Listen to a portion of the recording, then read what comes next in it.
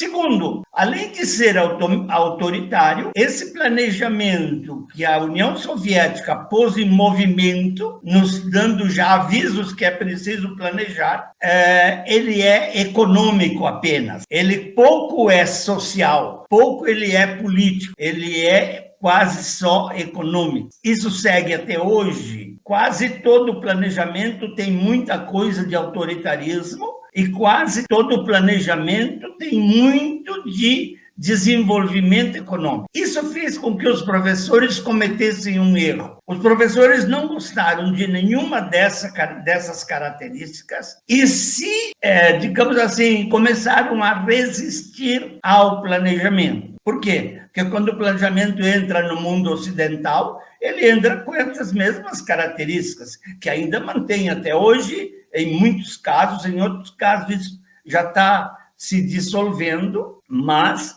o autoritarismo e a preocupação com o desenvolvimento econômico é muito forte. Os professores começaram a resistir, porque os planos vinham prontos do ministério. Então, os educadores que não queriam, nunca quiseram autoritarismo, os professores, os docentes em geral, que nunca quiseram só pensar no econômico, aliás, os professores são talvez a primeira categoria que pensa menos no desenvolvimento econômico do que em muitas outras coisas. Isso fez com que os professores começassem a resistir ao planejamento. Ora, se o planejamento é uma coisa ruim, por que eu vou fazer planejamento? Essa, para mim, é a principal característica, essa resistência ao planejamento que os professores fizeram. Eles não faziam resistência ao planejamento que hoje nós pensamos, mas faziam planejamento a resistência a um outro planejamento. E aí veio a raiva. Isso fez com que os professores não quisessem estudar planejamento. Eu estou dando assim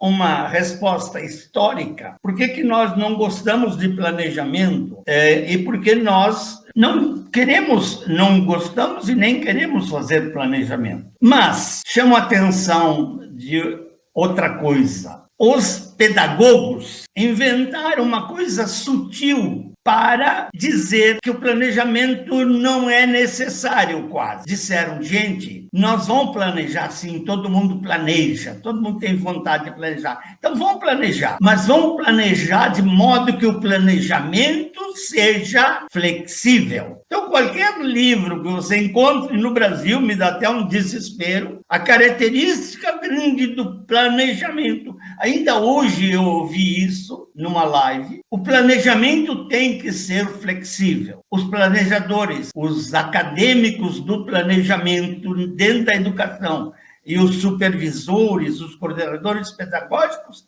aceitaram o planejamento, desde que ele fosse flexível. Significa, eu aceito o planejamento desde que ele não vale a nada. Então, todo mundo começou a fazer planejamento e botar na gaveta o tal do plano que surgia do planejamento. Eu fui coordenador pedagógico por um pouquinho de tempo, resisti sempre a ser, que é uma das profissões mais tristes que existem. Me perdoem, muita gente que está me ouvindo deve ter me conhecido, só não me conheceu com essa barba, é por 2 grandes sofrimentos que eu estou levando nos últimos 2 anos, que eu deixei essa barba, para sempre me lembrar. Sofre, menino, não fique tão alegre assim. Sofre porque tem 2 coisas no Brasil que não se aguenta mais. Então, deixei a barba para que me lembrasse sempre disso. Mas, me conhecendo pelo nome, olhando bem, vai ver que sou eu.